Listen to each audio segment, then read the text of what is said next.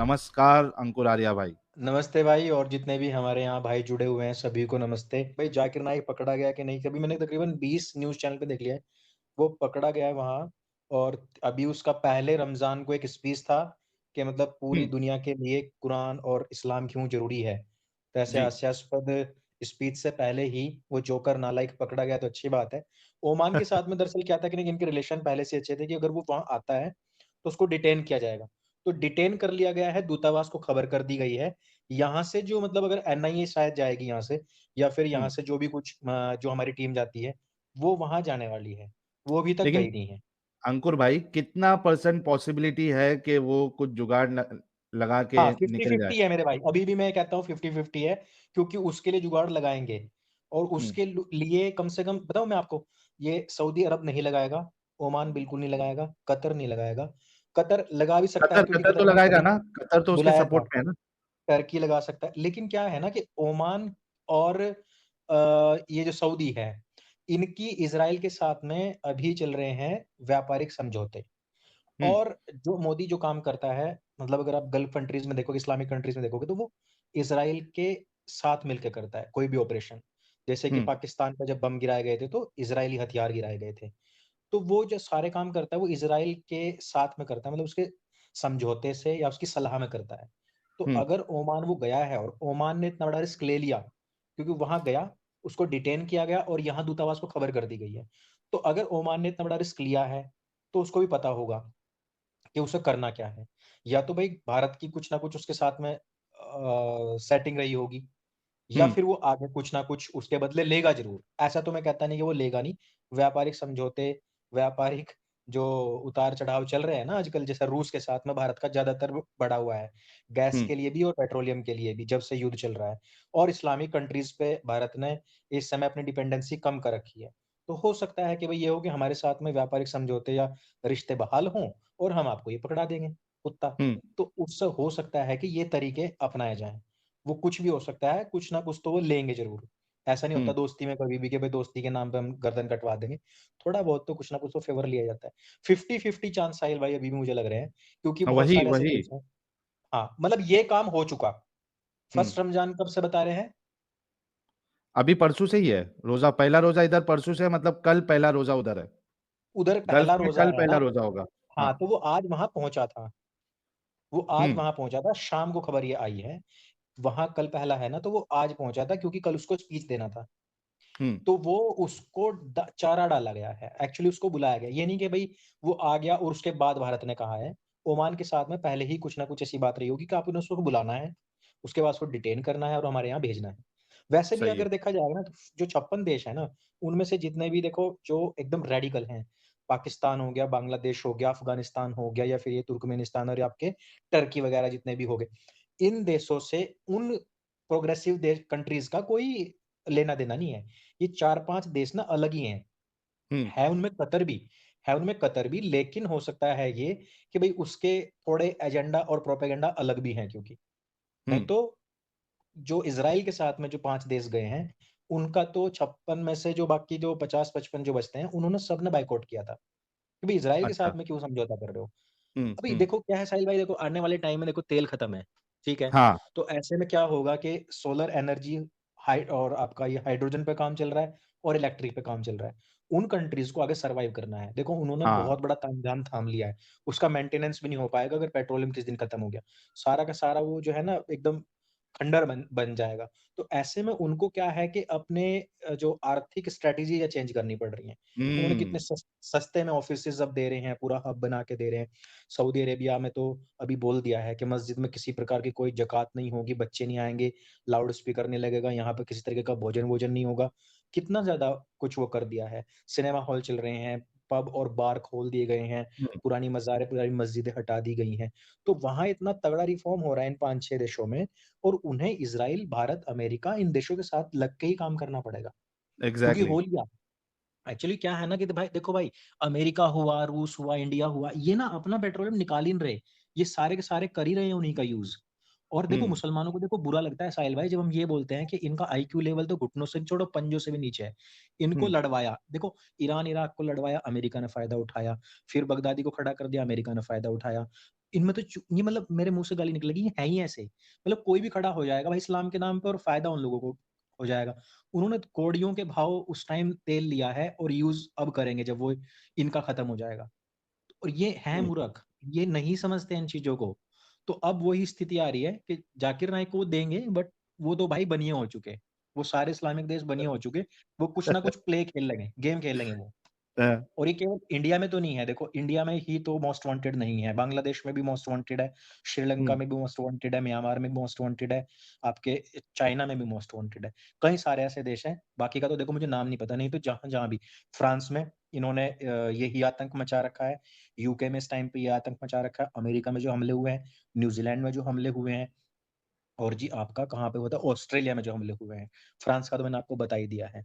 हुँ, एक मेरे कंट्री ध्यान नहीं आ रही है जहाँ पे लास्ट टाइम हमले हुए थे। इन सारे देशों में जहाँ पे भी हमले हो रहे हैं, जाकिर नाइक की स्पीच सुने जा रहे हैं। हर हुँ, जगह जाकिर नाइक की अभी वो एक लड़के के ऊपर में मैं जो वीडियो बनाया था दीपक सोनवने करके एक लड़का है महाराष्ट्र का, औरंगाबाद का, यानी हुँ, संभाजी नगर का, जहाँ का ये एमआईएम का सांसद है। सांसद ने मिलकर के एक लड़की जिसको भी आपका ये कौन-सा टैंक है ये शार्क टैंक। शार्क हुँ। टैंक इंडिया में 50 लाख का फंड मिला है।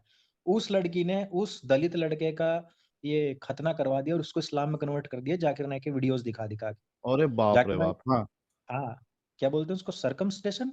इंग्लिश में क्या बोलते हैं? सर्कमसिजन सर्कमसिजन अभी सर्कमसिजन। पिछले 2 स्ट्रीम हमने उसी पे किए हैं। हाँ, तो अभी एक लड़के का करवाया। अभी ये देखो ना जितने भी हिंदुस्तान में जय भीम कर रहे हैं, कह रहे हैं कि भई हम दलित मुस्लिम भाई-भाई हैं। वो तो बौद्ध था। उसको तो कितनी गंदी-गंदी गालियाँ दी गई और उसका खतना कर दिया। इवन उससे 11 लाख रुपए ले लूट लिए। तो वो कहते हैं ना कि प्यार में तो सबका कटता ही है, तो उसका असल में कटा।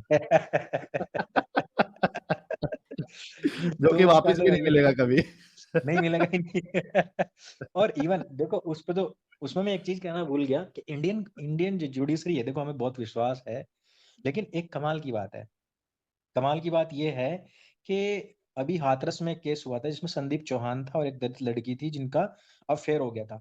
लेकिन संदीप को जेल में डाल दिया गया ये कहते हुए कि इसके ऊपर इसने जो जातिगत आपत्तिजनक टिप्पणी करी है और उसको जेल में डाल दिया। जबकि रेप वग़ैरह कुछ भी उसपे सिद्ध नहीं हो पाया। लेकिन वही जुडिशरी है जो इस लड़की सना शेख को बाइज्जत बरी कर देती है और वो कहती है कि दोनों प्यार में थे और प्यार में तो सब जायज़ है। अगर उसने एक-दूसरे को कह भी दिया होगा ना कुछ, लड़की ने अगर हुँ, लड़के को कुछ कह भी दिया होगा ऊँच-नीच जाति के बारे में, तो ये तो ऊपर-नीचे चलता रहता है। बोले कि ये खतना बोले प्यार है, जब कुछ करना होगा इनको डिंग-डोंग तो फिर खतना भी कर ही लिया होगा, उसमें क्या है? और वो बाइज्जत बरी कर दी और वो बंदी गई शार्क टैंक और 50 लाख रुपए का फंड भी उठा लिया उसने तो। और 11 लाख इस लड़के से भी लिए हैं। हाँ, तो इसका बड़ा वाला कटा है भाई, इसका बहुत तगड़ा वाला कटा है और आज उसे कोई पूछ भी नहीं रहा है। तो ये चीज़ है, बाप ये रे! जाकिर नाइक है भाई, ये जाकिर नाइक मतलब आप ये समझ लो कि उसने 25 लाख और माँगे थे, वो दे नहीं पाया। तो हुँ, उसको फिर ब्लैकमेल करने की कोशिश करी कि हम तुझे ब्लैकमेल करेंगे, तूने ये खतना करवा लिया है इस लड़की के चक्कर में। वो बेचारे हुँ, ने जैसे-कैसे करके प्रेस कॉन्फ्रेंस करी और अपने आप को बचाया। तो ये चीज़ है भाई, जाकिर नाइक तो चलता-फिरता इनके लिए बिज़नेस है, चलता-फिरता बॉम्ब है, चलता-फिरता इनके लिए यूनिवर्सिटी है। चलती-फिरती वो मशीन ऐसी है कि किसी के ऊपर ट्रक चढ़ा दें, कहीं पे भी अल्लाह अकबर बोल के तलवार, चाकू कुछ भी निकाल देते हैं। तो वो हुँ, आदमी पकड़ा जाना बहुत ज़रूरी है, वो पूरे विश्व का ज़रूरी है। सरदर्द है। एक एक कोई हमारी कंट्री का मामला नहीं है। इवन सब कंट्रीज़ तो गाली देती है हिंदुस्तान को कि तुमने साला ऐसा वायरस पैदा किया। सही भई बात है। आप ये देखो ना कि एक यहाँ से वो निकला था कौन था वो डॉन दाऊद क्या नाम था उसका? दाऊद। दाऊद इब्राहिम। अब हाँ, हाँ, दाऊद यहाँ से गया। अब उसने ये थोड़ा ना कि भई वो किसी दूसरे देश में बम ब्लास्ट कर रहा था। यहाँ हमारे हिंदुस्तान में करा। उसके बाद में उसने यहाँ आतंकवादी भेजे। उसकी हुँ, शह पे काफ़ी काम हुए, लेकिन उसकी एक राइवलरी इंडिया से है। हुँ, इंडिया का बंदा है, बाहर चला गया, दुश्मनी निकाल रहा है इंडिया से और उसने सारे काम करे। बट ऐसा तो नहीं कि 100 150 लोग उसके सिर में दर्द कर रखा हो। ऐसा तो हुँ, नहीं है ना। अभी तुमने जर्मनी में देखा होगा, उन्होंने बेचारों ने इनको शरण दी कि हम ये शरणार्थी मानते हैं। वो साला वहीं गर्दन काटनी शुरू कर दी। तो जाकिर नाइक तो एक ऐसा वायरस है जिसने 100 150 कंट्रीज़ ऐसी हैं जिनके सिर में दर्द कर रखा है। लेकिन तो एक ऐसा सवाल ये उठता है अंकुर भाई, हुँ, एक सवाल ये उठता है कि मलेशिया ने उसको हुँ, सिटीज़नशिप क्यों नहीं दी? क्योंकि अगर मलेशियन सिटीज़नशिप हो जाता, तो ये सब बखेड़े से बच जाता, ज़ाकिर नाइक। दी नहीं ना। ये समझ में नहीं आ रहा है कि उन्होंने क्यों नहीं दी, है ना? अगर सिटीज़नशिप दे देते तो फिर जो आज हम कर पा रहे हैं, वो नहीं कर पाते। हाँ। नहीं, नहीं कर पाते, नहीं कर पाते। वो देखो वो ऐसा होता है ना कि इन ये होते ही हर जगह यूज़ एंड थ्रो ही है। अभी तो हम बस ये है कि अभी मनाएँ ऐसा कि भई वो आए। सबसे पहले तो ये देखते हैं कि वो आए, फिर उसके ऊपर क्या यहाँ पे कार्रवाई होती है क्योंकि कई सारी कंट्रीज़ हैं जो परेशान हैं। और ये सबसे बड़ा सरदर्द है। मुझे लगता है कि दाऊद इब्राहिम जैसे लोग उससे भी ज़्यादा खतरनाक है। क्योंकि दाऊद हुँ, इब्राहिम अगर किसी को भेजेगा, बम लेके भेजेगा तो कहीं डिटेक्ट हो सकता है। लेकिन ये जो जिहादी लोग हैं, ये माइंड के अंदर बम डालते हैं। उस वो कहीं भी हुँ, किसी भी डिटेक्टर में डिटेक्ट नहीं होता है। ये लोग बड़े प्यारे होते हैं, आराम से ऊपर-ऊपर से बात करते रहेंगे, अंदर कब फट जाए इनको नहीं पता होता। तो हुँ, वो ऐसा वायरस डालता है, जो मतलब जिसकी उत्पत्ति, जिसका आविष्कार अब से 1400 साल पहले हुआ था। तो ऐसे व्यक्ति को यदि ना पकड़ा गया, और ये केवल पकड़ने वाली बात नहीं है। आपने वो देखा जो बिहार में 15,000 लोगों को जो ट्रेनिंग दी गई है। हुँ, बिहार बिहार में मोतीहारी की शायद ये बात है, अगर कोई बिहार से होंगे तो यहाँ बताएँगे भी।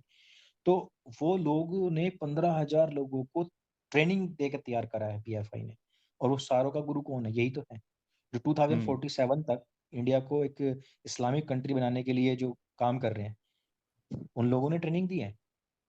तो ये सारे लोग पकड़े जाएँ, वो पूरा का पूरा सिंडिकेट जो लोगों का ज़बरदस्ती धर्मांतरण, मतांतरण कराता है, लड़कियों के साथ वो मतलब सब जिहाद पकड़े जाएँगे। करता है, वो सब हों।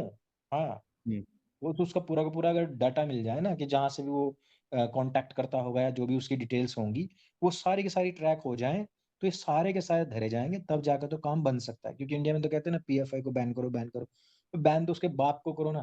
पीएफआई को आज आप बैन कर दोगे तो सीएफआई बन जाएगा, नया टीएफआई बन निकल जाएगा, जाएगा कुछ एक। पता हुँ, बिल्कुल, लोग तो वे हैं ही ना, नाम ही तो चेंज करना है संस्था का। लोग तो वे हैं ही। तो वो बाहर से पैसा पैसा भेजता था, 120 करोड़ रुपए तकरीबन पीएफआई के अकाउंट्स में। तो जाकिर नाइक बाहर बैठा हुआ है। बाहर लोगों में तकरीरें करता है, इंडिया में पैसा भिजवाता है, यही तो सारे काम करवाता है। आज मैं एक वीडियो देख रहा था, जाकिर नाइक खुद ही कह रहा है, एक लड़की ने उससे पूछा कि हमने सुना है कि वो 9 नहीं 19 ईयर ओल्ड थी ऐसा उस टाइम पे। तो जाकिर नाइक पूरे प्राउड के साथ कह रहा है, ये लोग गलत हैं जो इस तरीके से कहते हैं। वो समझते हाँ, हैं कि वहाँ पे एक हर्फ लिखा हुआ है उसको 10 समझ लेते हैं, 10 प्लस 9 बोलते हैं। एग्ज़ैक्टली बोला कि हाँ, नहीं 6 साल की उम्र में ही हुआ था और 9 साल की उम्र में उनका संबंध बना था। तो हाँ, अभी आप ये देखो कि वहाँ 4 लड़कियाँ खड़ी हुई हैं, उनमें से एक ने पूछा है, तो क्या कोई मुसलमान उसकी गर्दन पे भी सवाल उठाएगा कि भई काटना है इसको? वो क्योंकि बुर्के हुँ, में है, क्योंकि मुस्लिम है, वो बुर्का क्लैड है तो क्यों क्यों ही काटेंगे उसको? पर हुँ। नुपुर शर्मा के पीछे 6 आदमियों की हत्या कर दी गई, दर्जनों घायल कर दिया गया। वो हाँ, पैसा यही कहाँ बात पे। कहाँ से? और वो जाकिर नाइक जैसे लोग ही भिजवाते हैं। तो मैं ये कह रहा हूँ कि अगर मान लो कि मुसलमानों का दीन दीन मजबूत है, मान लो कि इस्लाम सच्चा दीन है, तो कम से कम मुसलमानों को खुद से तो खड़ा होके ये कहना चाहिए था कि भाई तुम कर क्या रहे हो? यार हम सच्चे लोग हैं, हम बदनाम नहीं होंगे। हमारी किताब में लिखा है, जाकिर नाइक ने कहा है, हमारी लड़कियाँ सवाल करती हैं, वो भी किसी की लड़की है, अगर उसने सवाल कर दिया तो क्या हो गया? और उसको हुँ, उकसाया गया तब उसने कहा है। एक्चुअली वो सच्चा दीन होता तो इस तरीके की बातें होती ना। सही उनका बात तो है। मामला ये है ही नहीं।